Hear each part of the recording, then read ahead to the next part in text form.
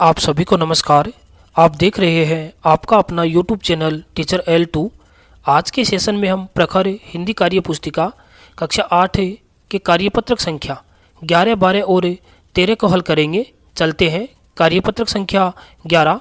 पहला प्रश्न है, दिए गए वाक्यांश के लिए एक शब्द चुनकर लिखिए। जैसा कि माह में एक बार होने वाला, जिसे हम मासिक कहते हैं, इसी प्रकार लोहे का सामान बनाने वाला लोहार, रक्षा करने वाला रक्षक, नाव चलाने वाला नाविक।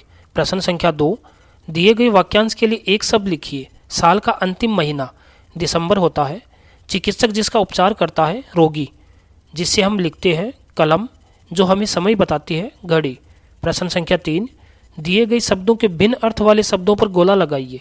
प्रत्येक शब्द के सामने हमें तीन विकल्प दिए गए हैं। 2 विकल्प पर्यायवाची शब्द है, जबकि एक विकल्प भिन्न है, जिस पर हमें गोल घेरा बनाना है। जैसे दुश्मन का दोस्त, भोर का शाम, बारिश का बादल अलग है, नभ का सागर अलग है, तनया का महिला अलग है। कार्यपत्रक संख्या 12।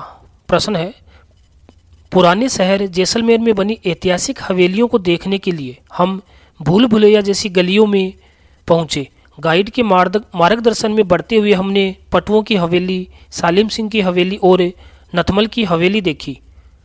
ये हवेलियाँ करीब 300 साल पुरानी है। ये हवेलियाँ देखने में अद्भुत है। ये हवेलियाँ गर्मियों में ठंडी और जाड़ों में गर्म रहती है। पहला प्रश्न है, उपयुक्त गद्यांश का उचित शीर्षक लिखिए। जैसलमेर की हवेलियाँ। गद्यांश में कौन से शहर की यात्रा का वर्णन है? जैसलमेर। शिक्षक से जानकारी करके लिखिए कि ऐसा क्यों होता है कि हवेलियाँ गर्मियों में ठंडी और जाड़ों में गर्म रहती है। क्योंकि जो इनकी दीवारें होती हैं चौड़ी होती है, और चौड़ी होने के कारण ही इनका स्वभाव ऐसा होता है। गाइड का कार्य होता है मार्गदर्शन करना। पुराने शहर की हवेलियाँ कितनी पुरानी थी? 300 वर्ष। ऐतिहासिक शब्द का अर्थ बताकर वाक्य में प्रयोग कीजिए। इतिहास से संबंधित महाभारत का युद्ध एक ऐतिहासिक घटना है।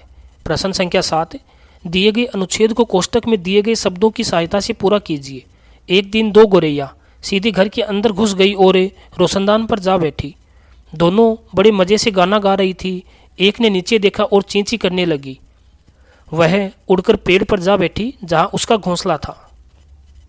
कार्यपत्रक संख्या 13 का पहला प्रश्न है, दिए गए शब्दों के उचित विलोम शब्द पर गोला लगाइए। हमें शब्द दिए गए हैं, उनके सामने 3 विकल्प हैं।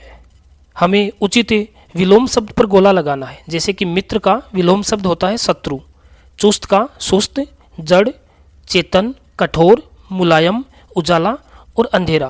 प्रश्न संख्या 2, नीचे दिए गए शब्दों के विलोम शब्द ढूंढकर लिखिए। स्वर्ग का विलोम शब्द होता है नरक, मोटा, पतला, नया, पुराना, खुला, बंद, सौभाग्य, दुर्भाग्य, आना, जाना, उदय, अस्त, सजीव, निर्जीव, सज्जन, दुर्जन, दोष, निर्दोष, नरम, सख्त और बेचना का होता है खरीदना।